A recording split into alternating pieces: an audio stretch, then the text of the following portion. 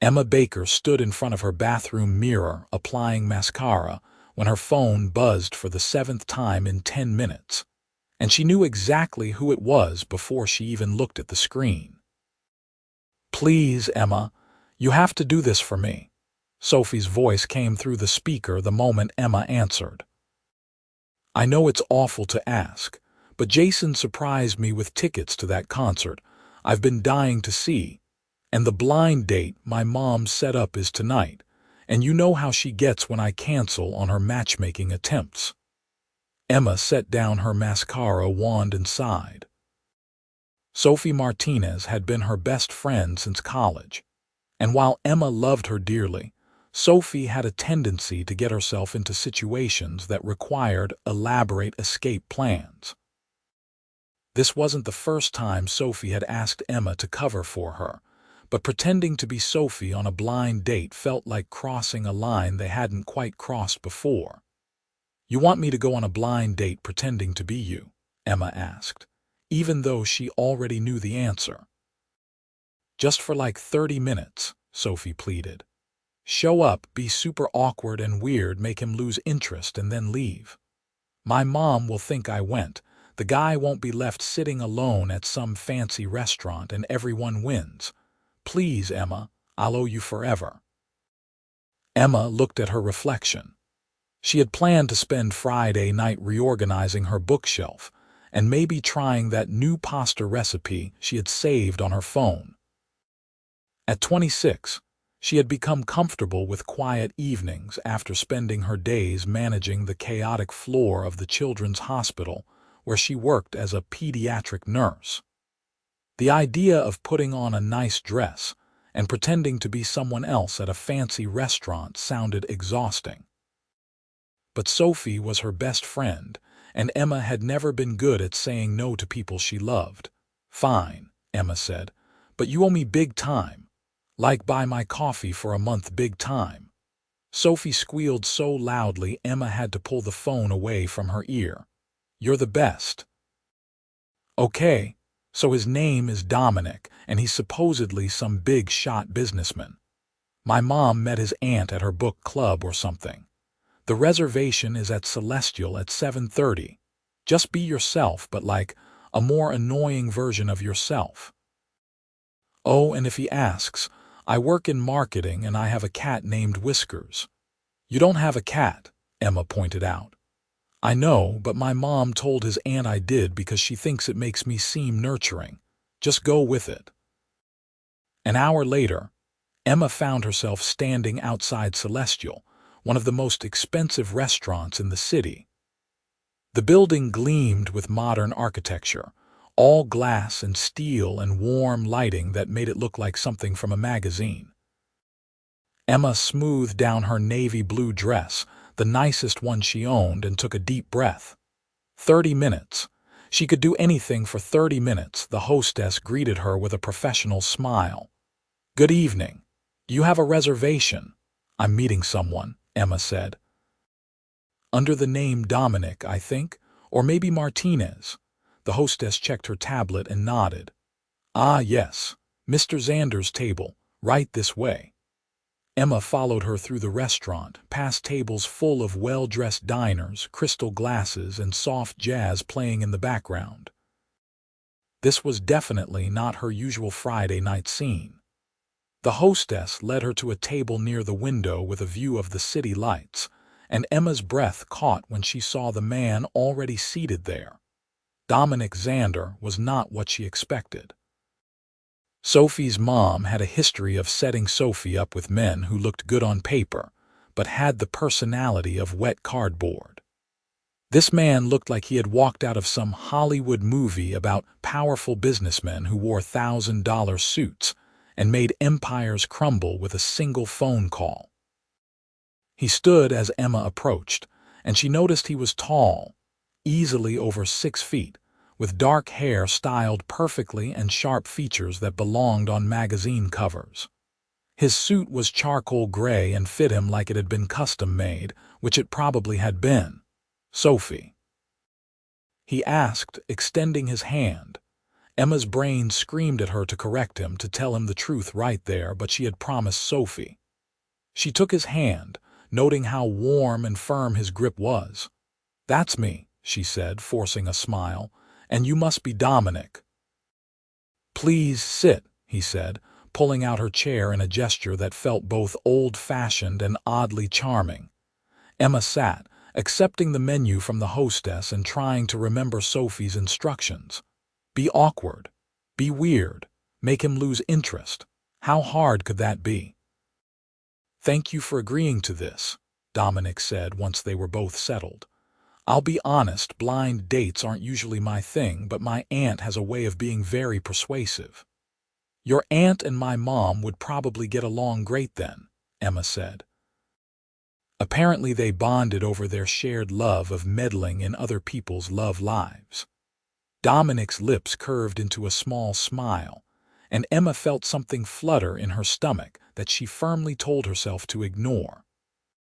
She was here to sabotage this date, not notice how attractive he was or how his smile made his eyes crinkle slightly at the corners. A waiter appeared to take their drink orders. Dominic ordered a bourbon neat. Emma glanced at the wine list and nearly choked at the prices. "I'll have water," she said. "Tap water, with lots of ice. Actually, can you make sure the ice is crushed? I only like crushed ice. Regular ice cubes are too, cube-like."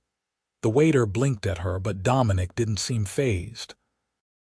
"We have an excellent wine selection if you'd prefer," he offered. No, water is perfect," Emma said, leaning back in her chair with slightly too much force. "I'm actually super into water right now.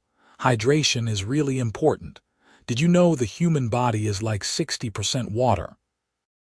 Sometimes I think about that, and it just blows my mind. We're basically just walking water bags." Dominic tilted his head slightly, studying her with an expression she couldn't quite read. That's one way to look at it. Emma was about to launch into another rambling monologue about the importance of hydration when the waiter returned with their drinks. She took a large gulp of her ice water and tried to think of what other annoying things she could do. This was harder than she thought. Being deliberately off-putting didn't come naturally to her. "So, marketing," Dominic said, opening his menu. "What kind of marketing do you do?" Emma's mind went blank. Sophie had mentioned marketing, but she hadn't provided any details beyond that. "Oh, just regular marketing stuff." "Marketing things, to people for companies." "What industry?" "The marketing industry," Emma said, then realized how stupid that sounded. "I mean, we market for various industries. It's very varied.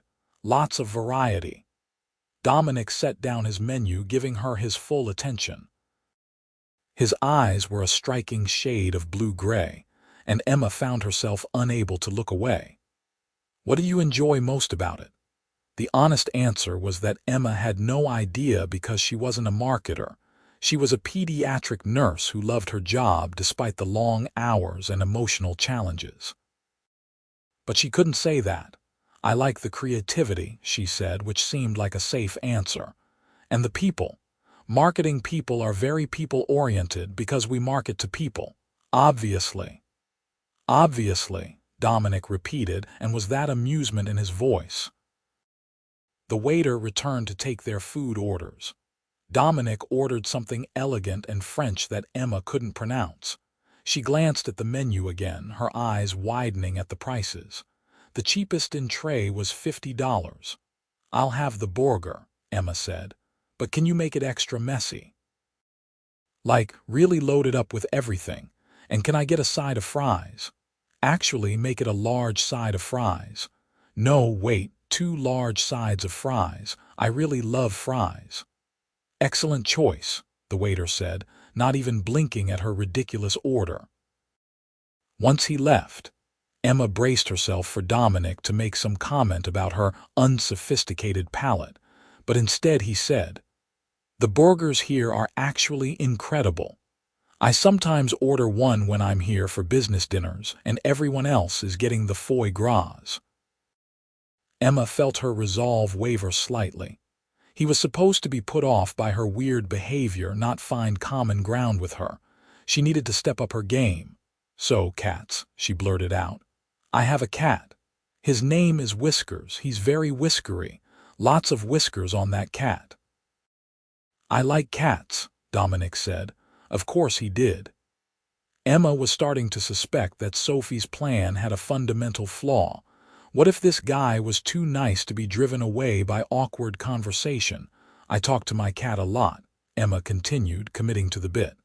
"Like full conversations. Sometimes I think he understands me better than most people. Is that weird? That's probably weird. I'm definitely a crazy cat lady in training." "I don't think that's weird at all," Dominic said, and he sounded sincere. "I talk to my dog all the time. Her name is Luna. She's a rescue, some kind of shepherd mix. Best listener I've ever met." Emma's heart did another one of those annoying flutters. A man who rescued dogs and didn't judge people for talking to their pets. Sophie's mom might have actually found a decent guy for once, which made Emma's mission to tank this date feel increasingly wrong. But she had promised Sophie, and Emma kept her promises. "I also collect spoons," Emma said, grasping at straws. "Like decorative spoons from different places. I have over 200 spoons. My apartment is basically a spoon museum. Sometimes I alphabetize them, by country of origin, and then by size. It's a whole system." Dominic leaned forward, resting his arms on the table. "Sophie, can I be honest with you?" Emma's stomach dropped. "Sure." "You seem nervous," he said, his voice gentle. "And I get it. Blind dates are awkward. Our moms basically pushed us into this. But you don't have to try so hard to impress me or act like someone you're not. I'd rather just have a normal conversation with the real you. The real you." If only he knew how accurate that statement was. Emma felt a wave of guilt wash over her. This man seemed genuinely kind, and here she was, lying to his face and trying to make him dislike her based on a fake personality. "I'm sorry," Emma said, and she meant it. "You're right. I am nervous. This is all just a little overwhelming." Their food arrived, providing a welcome distraction. Emma's burger was indeed loaded with everything, and the 2 sides of fries could have fed a small army. Dominic's dish looked like art on a plate. Emma picked up her burger, which immediately started dripping sauce, and took a bite. It was delicious. "Good?" Dominic asked. Emma nodded, unable to speak with her mouth full. She grabbed a napkin to wipe her face and accidentally knocked over her water glass. Ice and water flooded across the table, soaking the white tablecloth and dripping onto her dress. "Oh no," Emma gasped, jumping up. Several waiters appeared instantly with towels, mopping up the spill with professional efficiency. Emma wanted to disappear into the floor. She hadn't meant to actually spill anything. That was taking the awkwardness too far. "It's okay," Dominic said, standing and handing her his napkin. "It's just water." "I'm so sorry," Emma said, dabbing at her dress. "I'm such a mess." "You're not a mess," Dominic said firmly. "It was an accident. Happens to everyone." The waiters finished cleaning up and brought Emma a new water glass. She sat back down, her face burning with embarrassment. This was officially the worst fake date she had ever been on, which was saying something considering it was also the only fake date she had ever been on. "Maybe we should start over," Dominic suggested. "Hi, I'm Dominic Zander. I run a real estate development company.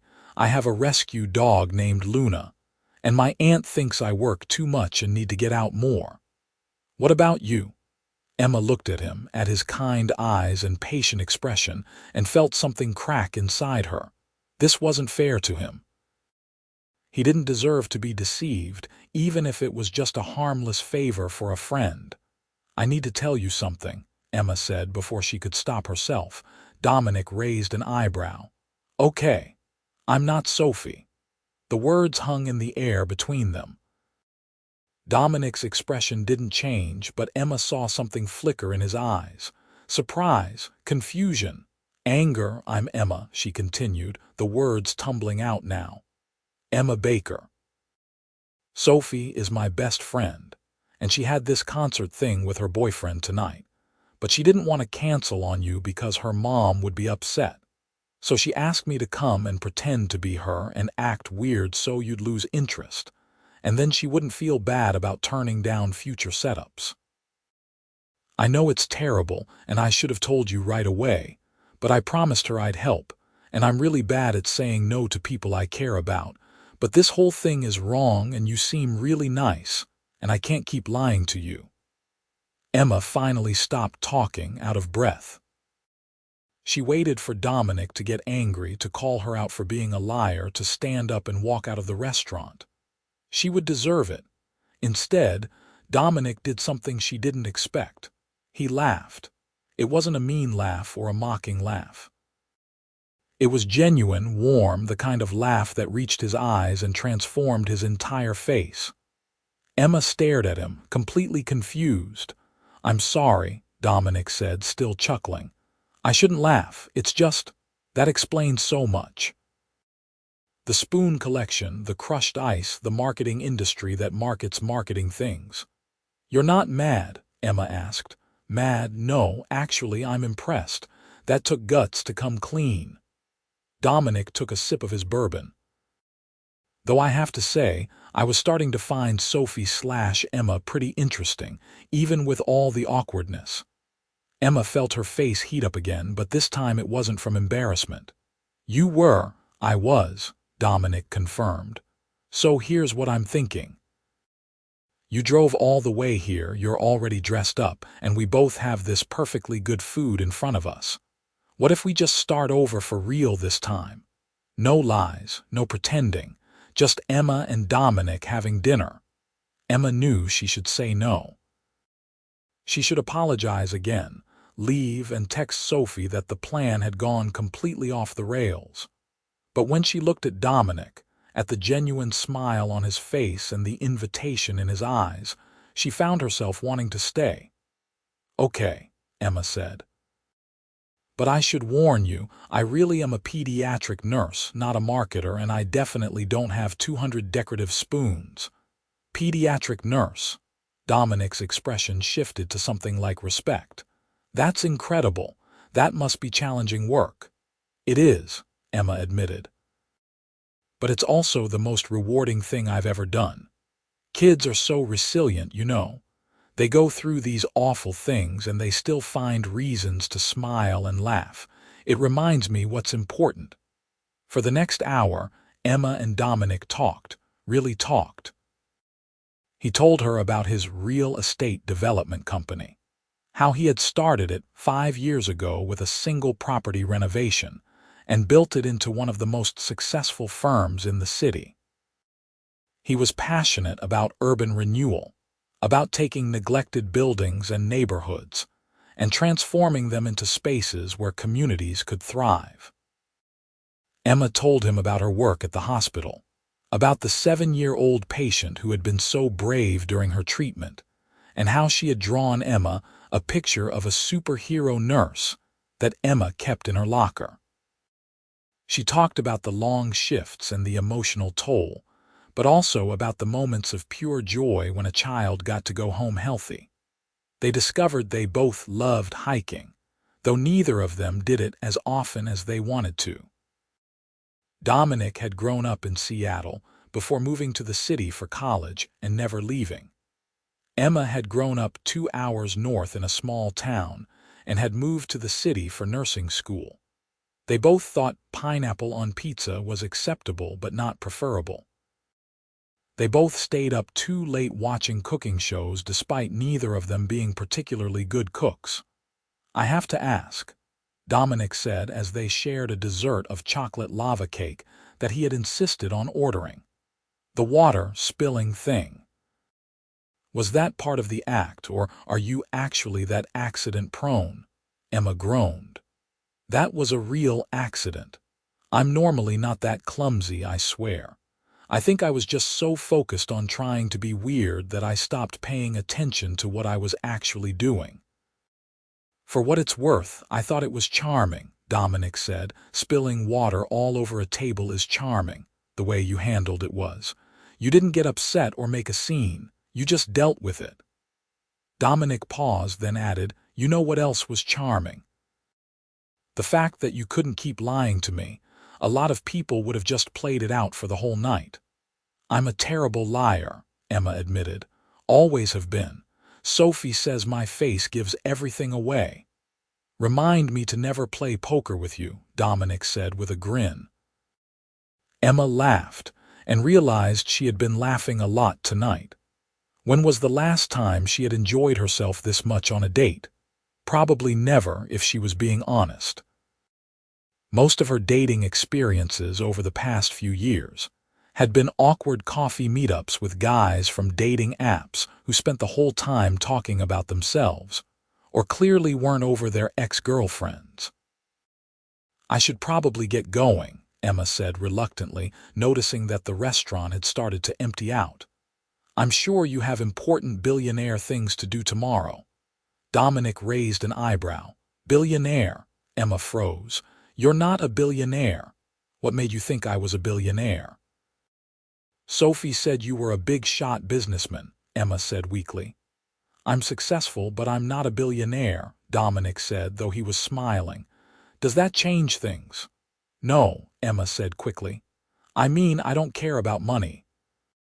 I just assumed with the fancy restaurant and the suit and everything. She paused. Wait, but you said you run a real estate development company. That's got to be worth something. It is, Dominic admitted. I do well for myself, but we're talking multi-millionaire, not billionaire. Sorry to disappoint. You're not disappointing at all, Emma said, then worried that sounded too forward, but Dominic's smile widened. I'm glad to hear that, he said. Because I'd really like to see you again, Emma, for real this time. No fake identities or elaborate schemes, just you and me. Emma's heart raced. She wanted to say yes immediately, but doubt crept in. What about Sophie? Your aunt set you up with her, not me. My aunt set me up with a stranger based on nothing but the fact that her mom is in her book club, Dominic said. I think I'm allowed to choose who I actually want to spend time with, and I choose you. The way he said it, so direct and certain, made Emma's breath catch. Okay, she said. Yes, I'd like that too. Dominic paid the bill despite Emma's protests that she should at least pay for her portion, and then they walked out of the restaurant together. The night air was cool, and Emma shivered slightly in her dress. Without a word, Dominic shrugged off his suit jacket and draped it over her shoulders. It smelled like expensive cologne and something else, something uniquely him. Thank you, Emma said, pulling the jacket tighter around herself. Where are you parked? Dominic asked. About 2 blocks that way, Emma said, pointing. I'll walk you. They walked in comfortable silence for a moment before Emma said, I still can't believe this whole night. I came here planning to be the worst date possible, and instead, I had one of the best nights I've had in a long time. Same, Dominic said. Though I have to admit, the spoon collection story was pretty memorable. Did you come up with that on the spot? I panicked, Emma confessed. I'm not good at being weird on purpose. I kept thinking what would be bizarre but not completely unbelievable. Apparently I landed on obsessive spoon collecting. It was creative, I'll give you that. They reached Emma's car, a practical Honda Civic that looked incredibly ordinary parked on the street. Emma pulled out her keys, then turned to face Dominic. In the glow of the streetlight, he looked even more handsome than he had in the restaurant, if that was possible. Thank you for not being mad about the whole deception thing, Emma said, and for giving me a chance to explain. Thank you for being honest, Dominic replied. And for staying even though you didn't have to. They stood there for a moment, and Emma wondered if he was going to kiss her. Part of her hoped he would. But instead, Dominic reached out and gently squeezed her hand. "I'll call you tomorrow," he said. "If that's okay." "That's more than okay," Emma said, reluctantly handing him back his jacket. "Good night, Dominic." "Good night, Emma." Emma drove home in a daze, barely paying attention to the familiar route. When she got back to her apartment, she immediately called Sophie. "How did it go?" Sophie answered. "Did he leave early? Was he super upset? Did you make him think I'm completely undateable?" "Actually," Emma said, kicking off her shoes and flopping onto her couch, "I told him the truth." There was a long pause. "You what?" Emma explained everything, from the water spilling incident to the real conversation they'd had to the fact that Dominic wanted to see her again. By the end, Sophie was squealing so loudly that Emma had to pull the phone away from her ear again. "This is amazing," Sophie said. "You guys are going to fall in love and get married, and I'll be the maid of honor, and everyone will talk about how you met because of me."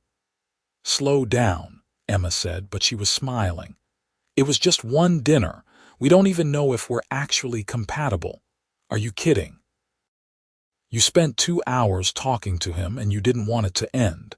That's more than I can say about any date I've been on in the past year." Emma couldn't argue with that. She and Sophie talked for another 20 minutes before hanging up, and Emma got ready for bed. As she lay in the dark, she replayed the evening in her mind. The way Dominic had laughed when she confessed. The way he had listened when she talked about her work. The way he had given her his jacket without making a big deal about it. Her phone buzzed on her nightstand. A text from an unknown number. "This is Dominic. I got your number from the reservation list. Hope that's not too creepy. Just wanted to make sure you got home safely." Emma saved his number and typed back, "Not creepy. Home safe. Thank you for tonight." His response came quickly. "Thank you for giving me a chance. Sleep well, Emma." She fell asleep with her phone clutched in her hand, a smile on her face.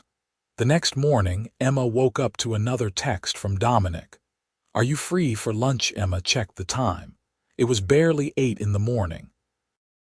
She had the day off, which meant she had planned to do laundry and meal prep for the week. But lunch with Dominic sounded infinitely better. "I could be," she replied. "There's a place I want to show you. It's a bit of a drive, but I think you'll like it. I can pick you up at 11. Emma hesitated only for a second before typing. "Sounds perfect." She spent the next 3 hours trying on different outfits before settling on jeans and a soft green sweater that Sophie had once told her made her eyes look brighter. She kept her makeup natural and left her hair down in loose waves. When Dominic texted that he was outside, Emma grabbed her jacket and headed downstairs.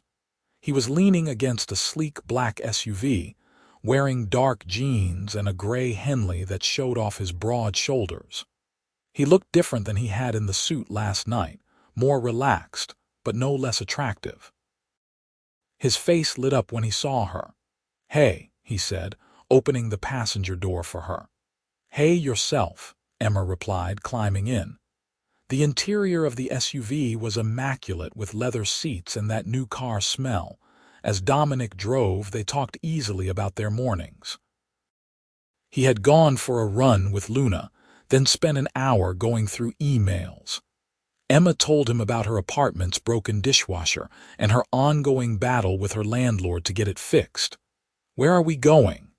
Emma asked as they left the city behind and headed into the countryside. "It's a surprise," Dominic said, "but I promise it's worth the drive." 40 minutes later, they pulled into a gravel parking lot next to what looked like an old barn that had been converted into a restaurant. A hand-painted sign read Maple Hill Farm Kitchen. "This is my favorite place to eat in the entire world," Dominic said as they got out of the car.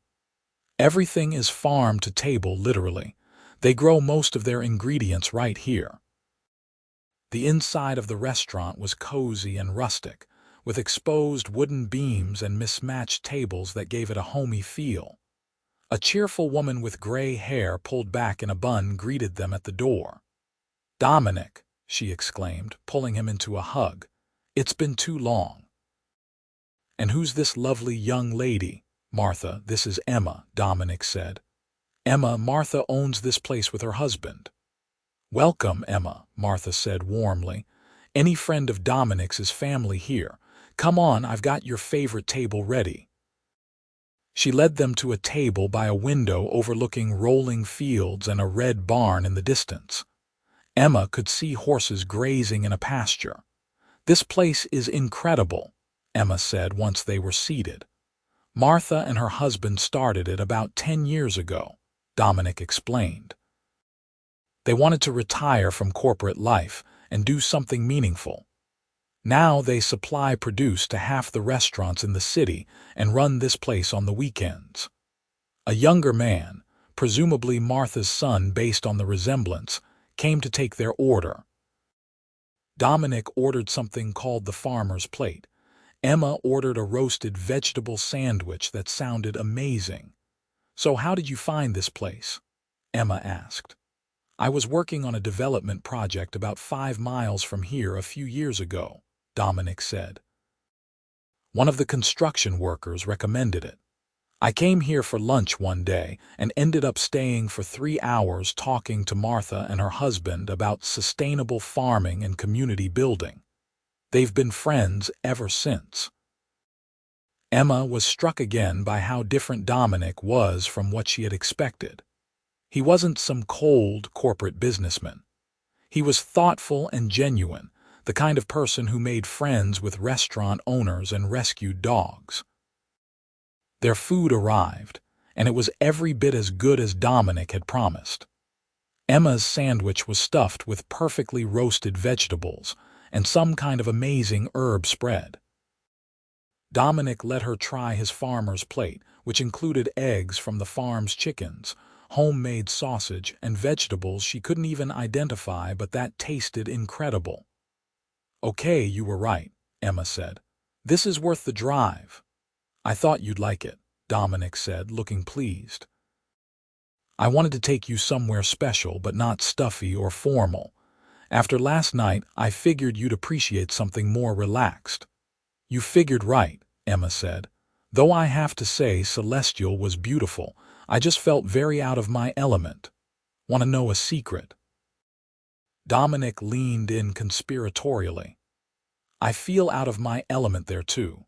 I have business dinners there sometimes because clients expect it, but this is more my speed. They finished their meal and walked around the property.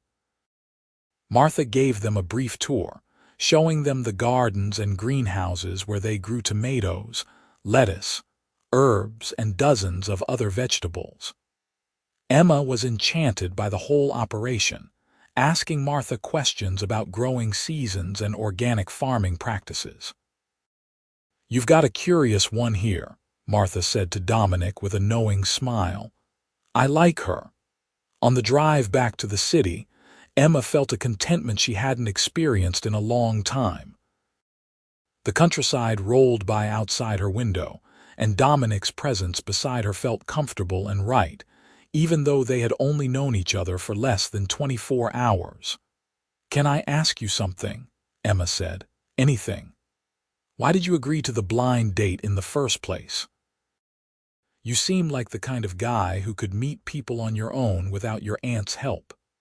Dominic was quiet for a moment, his eyes on the road. Honestly, I've been so focused on work for the past few years that I haven't made much time for a personal life. My aunt has been on me about it for months. I finally agreed to the blind date just to get her off my back. I didn't expect anything to come of it. And now, Emma asked. He glanced at her, and the warmth in his eyes made her heart skip. Now I'm very glad my aunt is a meddler. Emma smiled. Me too, though I should probably thank Sophie's mom as well, in a weird way. The universe works in mysterious ways, Dominic said. They spent the rest of the afternoon together. Dominic drove them back to the city, but not to Emma's apartment. Instead, he took her to a dog park where he had arranged for his assistant to bring Luna. The German Shepherd mix was beautiful, with intelligent brown eyes and a tail that wagged constantly. She took to Emma immediately, dropping a tennis ball at her feet and looking up expectantly. "She likes you," Dominic said. "She's usually more cautious with new people." Emma threw the ball, laughing as Luna raced after it with boundless energy. For the next hour they played with Luna and walked around the park. Dominic told her more about how he had found Luna at a shelter 2 years ago, how she had been scared and skinny, but had blossomed into the confident, happy dog she was now. "I think rescuing her saved me as much as I saved her," Dominic admitted. "I was in a rough place when I got her. Work was consuming everything. I wasn't sleeping, wasn't taking care of myself. Having Luna forced me to slow down, to take walks and come home at reasonable hours. She reminded me that there's more to life than work." Emma understood that sentiment. Her job could be all-consuming too, the emotional weight of it sometimes following her home. But she had learned the importance of balance, of having things outside of work that brought her joy. As the sun started to set, painting the sky in shades of pink and orange, Dominic drove Emma home. They sat in his SUV outside her apartment building, neither of them seeming to want the day to end. "I had a really great time today," Emma said. "Me too," Dominic replied. "I know this is moving fast, and if you want to slow down, I completely understand, but I really like you, Emma. I'd like to keep seeing you if you're interested." "I'm interested," Emma said without hesitation. "Very interested." Dominic reached across the center console and took her hand. His thumb traced small circles on her palm, sending shivers up her arm. "Good. Because I was already trying to figure out when I could see you again." "What about tomorrow?" Emma suggested. "I'm off until Tuesday." "I have a site visit in the morning, but I'm free after 2, Dominic said. "Want to do something in the evening?" "Yes," Emma said simply. This time when they said goodbye, Dominic did kiss her. It was soft and sweet, his hand gentle on her cheek, and Emma felt it all the way down to her toes. When they pulled apart, both of them were smiling. Emma floated into her apartment, already texting Sophie about her day. Her best friend's response was a series of heart emojis and excited exclamations. Emma fell asleep that night thinking about Dominic's kiss and already counting down the hours until she would see him again. Sunday evening, Dominic picked her up for dinner at a small Italian restaurant in his neighborhood. It was the kind of place with checkered tablecloths and candles in wine bottles, family-owned and intimate. They shared a pizza and talked about their families. Dominic's parents were still in Seattle, happily retired and constantly sending him articles about work-life balance.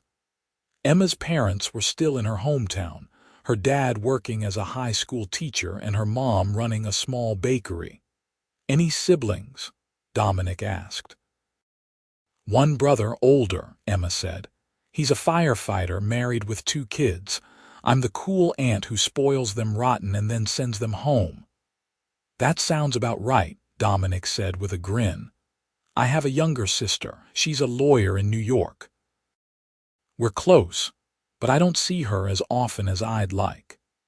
They discovered more things they had in common, like a shared love of old movies, and the fact that they both had a terrible habit of starting books and never finishing them. Dominic was easy to talk to, and Emma found herself sharing things she rarely told people she had just met, like how she had originally wanted to be a doctor, but realized during her undergraduate years that she connected more with the hands-on care that nursing provided. Over the next 2 weeks, Emma and Dominic fell into a rhythm.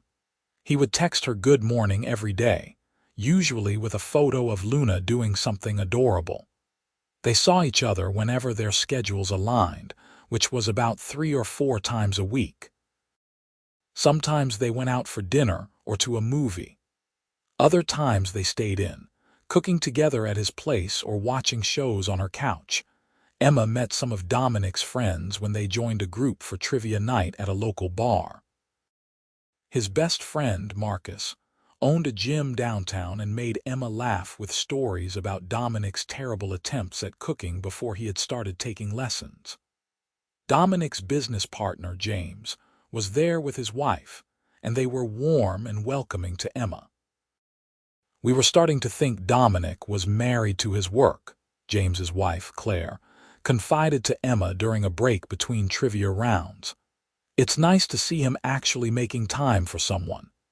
Emma introduced Dominic to Sophie and her boyfriend Jason over brunch. Sophie, predictably, was delighted with how everything had turned out.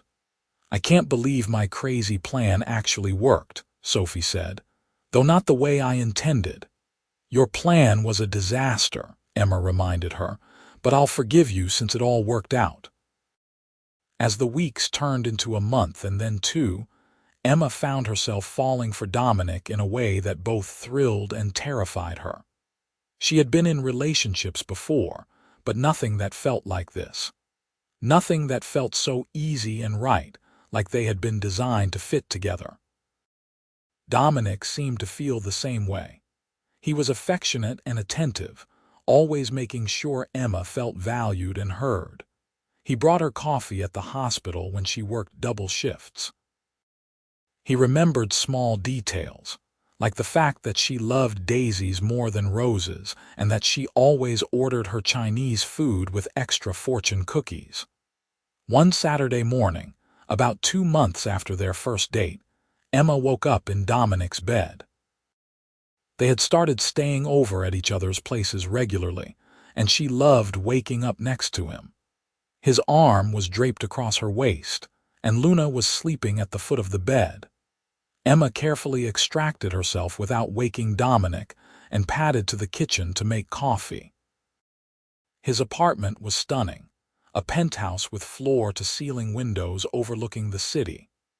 When she had first seen it, she had been momentarily intimidated by the wealth it represented. But Dominic had made it clear that he didn't care about any of that, that what mattered to him was her. She was pouring her second cup of coffee when Dominic appeared, his hair adorably messy from sleep. "Morning," he said, wrapping his arms around her from behind and kissing her neck.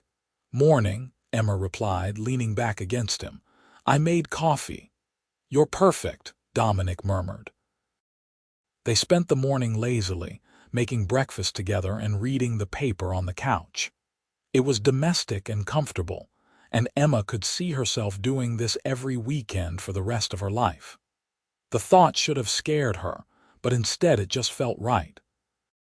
"I need to tell you something," Dominic said suddenly, setting down the sports section. Emma's stomach clenched. Those words were never good. "Okay. My aunt has been asking to meet you," Dominic said. "She's heard all about you from me, and she's dying to meet the woman from the blind date that actually worked out." Emma relaxed. "That's what you needed to tell me. I thought it was going to be something bad." "Would meeting my aunt be bad?" Dominic asked, looking concerned. "No, of course not," Emma assured him. "I'd love to meet her. She sounds wonderful." "She is," Dominic said. "Fair warning, though, she's going to take full credit for us getting together." "Well, in a way, she's not wrong," Emma pointed out. "If she hadn't set up that blind date, we never would have met." They made plans to have dinner with Dominic's aunt the following week. That gave Emma a few days to panic about making a good impression, though Dominic assured her repeatedly that his aunt was going to love her. On the night of the dinner, Emma changed her outfit 3 times before settling on a simple black dress that she hoped struck the right balance between nice and not trying too hard. Dominic picked her up looking handsome in slacks and a button-down shirt, and they drove to his aunt's house in the suburbs. Aunt Margaret turned out to be a warm, energetic woman in her 60s with laugh lines around her eyes, and Dominic's same kind smile. She opened the door and immediately pulled Emma into a hug. "I'm so happy to finally meet you," Margaret said. "Dominic has told me so much about you. Come in, come in." Her home was cozy and filled with photos, many of them featuring a younger Dominic at various ages. Margaret gave Emma a brief tour while Dominic helped his Uncle Paul with something in the kitchen. "That's Dominic at his college graduation," Margaret said, pointing to a photo. "I was so proud of him. He worked so hard to put himself through school." Emma looked at the photo of a younger Dominic in his cap and gown, his smile just as bright as it was now. "He put himself through school." "Oh yes," Margaret said. "His parents helped as much as they could, but they weren't wealthy. Dominic worked 2 jobs while taking a full course load. Then he started his company from nothing. He's the most determined person I know." Emma felt a surge of admiration for Dominic. He had mentioned that he had built his company from the ground up, but she hadn't realized he had done it all on his own. Dinner was a warm, lively affair. Uncle Paul turned out to be just as friendly as Margaret, and the 4 of them talked and laughed over a meal of pot roast and vegetables. Margaret told embarrassing stories about Dominic as a child, and Paul shared tales from his career as a high school principal. "So how did you 2 really meet?" Margaret asked over dessert. "Dominic told me it was the blind date, but that Sophie wasn't actually there." Emma and Dominic exchanged a look, and then Emma told the whole story, including her attempt to sabotage the date. By the end, both Margaret and Paul were laughing. "That's the best meet cute I've ever heard," Margaret said, wiping tears from her eyes. "Oh, this is perfect. I'm definitely taking credit for this." "We already agreed to let you," Dominic said with a grin. As they drove home that night, Emma felt lighter than air. Meeting Dominic's family had been a big step, and it had gone better than she could have hoped. "They loved you," Dominic said, echoing her thoughts. "I loved them too," Emma replied. "Your aunt is wonderful." "She's pretty great," Dominic agreed. He reached over and took Emma's hand. "Thank you for being so amazing tonight. I know meeting family can be stressful." "It wasn't stressful at all," Emma said honestly. "It felt natural. They felt like family already." Dominic squeezed her hand, and Emma knew he understood the weight of what she was saying. They were building something real together, something that involved families and futures and all the big, scary, wonderful things that came with falling in love. 3 months into their relationship, Emma had one of the hardest days she had experienced at the hospital in a long time. They lost a patient, a 9-year-old girl who had been fighting leukemia for 2 years. Emma had been close with the family, had celebrated with them through good days and cried with them through bad ones. Losing her was devastating. Emma held it together through her shift, supporting the family and her co-workers the way she had been trained to do. But when she finally got to her car, she broke down. She sat in the hospital parking lot and cried, all the grief and exhaustion and sadness pouring out of her. Her phone rang. Dominic. She almost didn't answer, but he had texted earlier asking how her day was going, and she didn't want him to worry. "Hey," she said, trying to keep her voice steady. "Emma." Dominic's voice was immediately concerned. "What's wrong?" "Nothing, I'm fine," Emma lied. "Don't do that," Dominic said gently. "Talk to me." And Emma did. She told him about the little girl, about the family, about how hard it was to keep doing this job when it hurt so much. Dominic listened without interrupting, without trying to fix anything, just letting her talk. "Where are you?" he asked when she finally fell silent. "Still at the hospital." "Stay there. I'm coming to get you." "Dominic, you don't have to. I'm already on my way," he said. "I'll be there in 10 minutes. Emma waited, emotionally drained but grateful. True to his word, Dominic pulled into the parking lot 10 minutes later. He got out of his SUV and walked over to her car, opening the door and pulling her into his arms. Emma let herself be held, let herself cry into his shirt, let herself be vulnerable in a way she rarely allowed. Dominic didn't say anything, just held her and stroked her hair until the tears finally stopped. "I'm sorry," Emma said, pulling back and wiping her eyes. "Don't apologize," Dominic said firmly.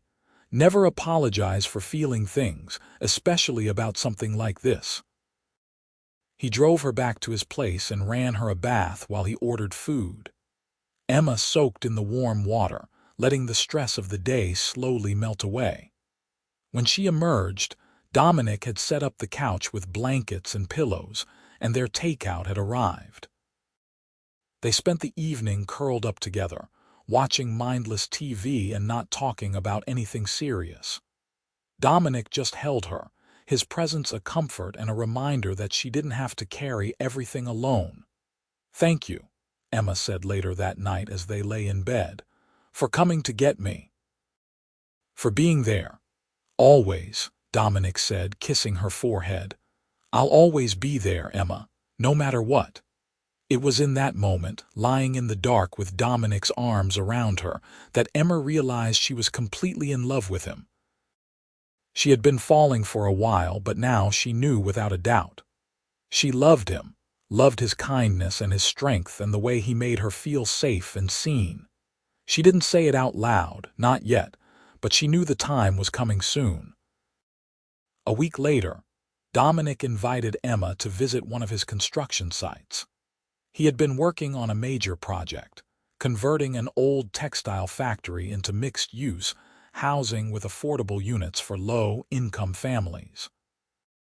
It was a project he was passionate about, and Emma could hear the excitement in his voice when he talked about it. They met at the site on a Saturday morning. Dominic gave her a hard hat and a tour, explaining his vision for the space.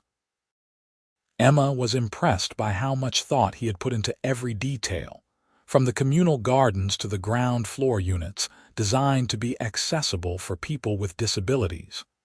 "This is incredible, Dominic," Emma said as they stood on what would eventually be a rooftop terrace overlooking the city. "You're going to change lives with this project." "That's the goal," Dominic said. "I was lucky.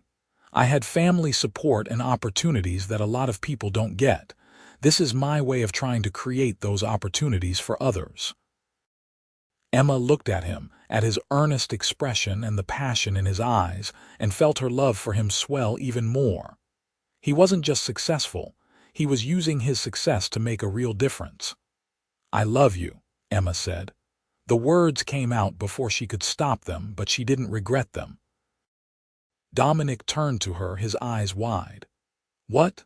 I love you," Emma repeated, more confident this time.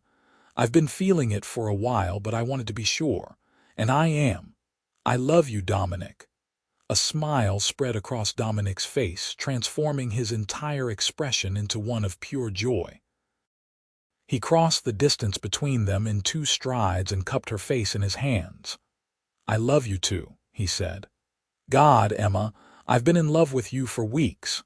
I was just waiting for the right moment to tell you." He kissed her then, deep and passionate, and Emma felt like her heart might burst from happiness. When they finally pulled apart, both of them were grinning like fools. "I can't believe I told you I loved you on a construction site," Emma said, laughing. "I think it's perfect," Dominic said. "This project is my dream and you're my dream. It makes sense that they'd come together." They spent the rest of the morning at the site, holding hands and making plans. They had been together for only a few months, but they both knew this was it. This was the real thing, the kind of love that lasted. Over the next few months, Emma and Dominic's relationship continued to deepen. They talked about the future, about what they wanted from life. Emma met Dominic's parents when they came to visit for Thanksgiving, and they welcomed her warmly into their family. Dominic spent Christmas with Emma's family in her hometown, charming her parents and playing endless games with her niece and nephew. In February, almost a year after their first date, Dominic asked Emma to move in with him. She said yes immediately. They spent weekends shopping for furniture and deciding how to blend their lives together. Luna was thrilled to have Emma around full time, and Emma loved waking up next to Dominic every morning. The textile factory project was completed in the spring, and Dominic invited Emma to the grand opening.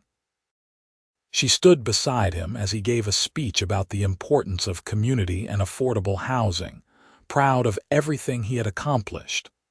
Families moved into their new homes, and Emma saw firsthand the impact of Dominic's work.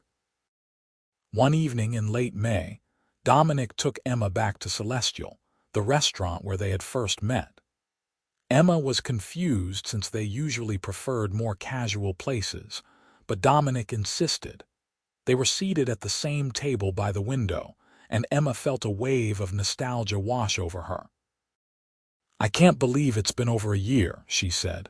15 months, Dominic said. "Best 15 months of my life." They ordered dinner, and as they ate, Dominic seemed nervous in a way Emma rarely saw. He kept fidgeting with his napkin and barely touched his food. "Are you okay?" Emma asked. "I'm perfect," Dominic said. "Actually, I'm better than perfect. Emma, there's something I want to ask you." Emma's heart started racing as Dominic pushed back his chair and stood up. Then he was kneeling beside her chair, pulling a small velvet box from his pocket, and Emma's hands flew to her mouth. "Emma Baker," Dominic said, opening the box to reveal a beautiful diamond ring that caught the light from the window. "You came into my life when I least expected it, pretending to be someone else and trying to make me dislike you. Instead, I fell completely in love with the real you. You're kind and brave and compassionate, and you make me want to be a better person every single day. I can't imagine my life without you, and I don't want to. Will you marry me?" "Yes," Emma said, tears streaming down her face. "Yes, yes, 1,000 times yes." Dominic slipped the ring onto her finger, and then he was standing and pulling her into his arms, kissing her while the other diners in the restaurant applauded. Emma didn't care that they had an audience. All that mattered was Dominic and the promise of their future together. They called their families that night, and everyone was thrilled. Sophie screamed so loudly when Emma told her that Emma had to hold the phone away from her ear. Margaret declared that she took credit for the engagement too, since she had set up the original blind date. Emma and Dominic spent the next several months planning their wedding.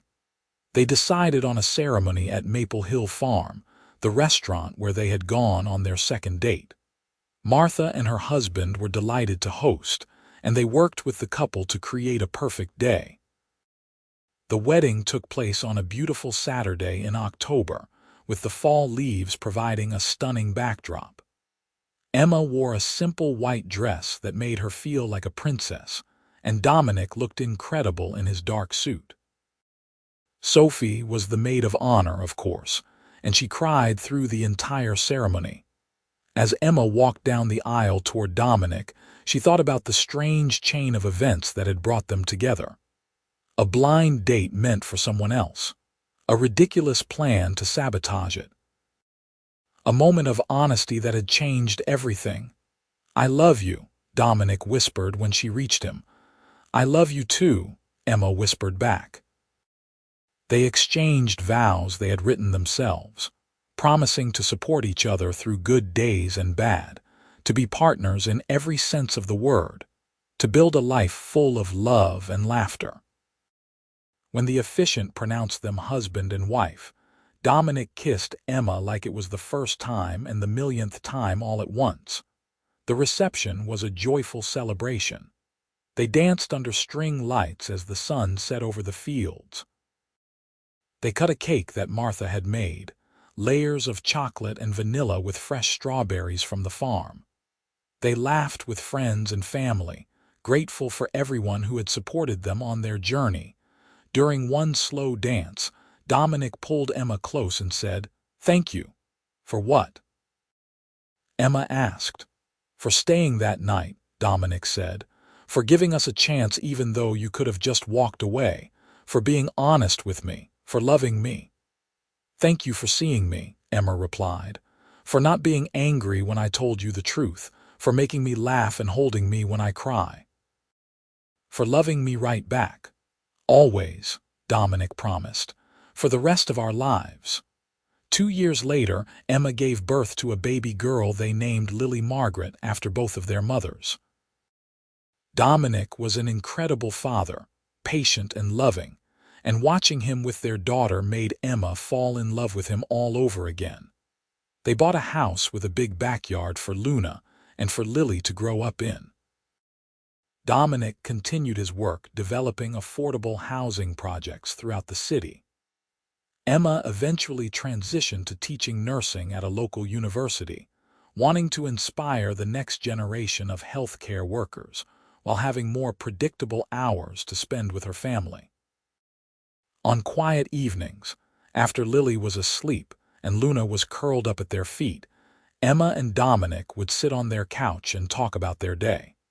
Sometimes they watched TV or read books. Sometimes they just held hands and enjoyed the comfortable silence that came with knowing someone completely. "Do you ever think about that first night?" Emma asked one evening. "All the time," Dominic admitted. "I think about how close we came to never meeting, if your friend had just canceled the date, if I had gotten angry when you told me the truth, if either of us had decided not to give it a chance." "But we did," Emma said, "and look where we ended up." "Happily ever after," Dominic said, kissing her temple. "Happily ever after," Emma agreed, and it was true. They had their challenges, as all couples did. There were disagreements about finances and tough conversations about balancing work and family. There were stressful days and moments of doubt, but through it all, they had each other.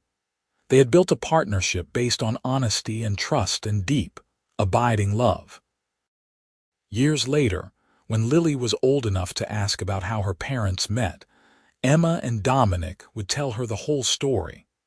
About the blind date that wasn't meant for Emma. About the pretending and the awkward conversation and the spilled water. About the moment Emma decided to tell the truth and how Dominic chose to give her a chance anyway. "So Mommy lied to Daddy?" Lily would ask, her little face scrunched up in confusion. "I made a mistake," Emma would correct gently. "But then I fixed it by being honest." And sometimes, when we're brave enough to tell the truth, wonderful things can happen. "Like you and Daddy getting married?" Lily would ask. "Exactly like that," Dominic would say, reaching over to squeeze Emma's hand. And Emma would smile, grateful every single day for the fake date that turned into real love. For the billionaire who saw past her lies to the person underneath. For the life they had built together, brick by brick, day by day, with love as their foundation. She had gone to that restaurant intending to push someone away, to be someone she wasn't. Instead, she had found her home in a man who loved her for exactly who she was. And that, Emma thought, was the best kind of ending there could be. Not an ending at all, really, but a beginning that lasted forever.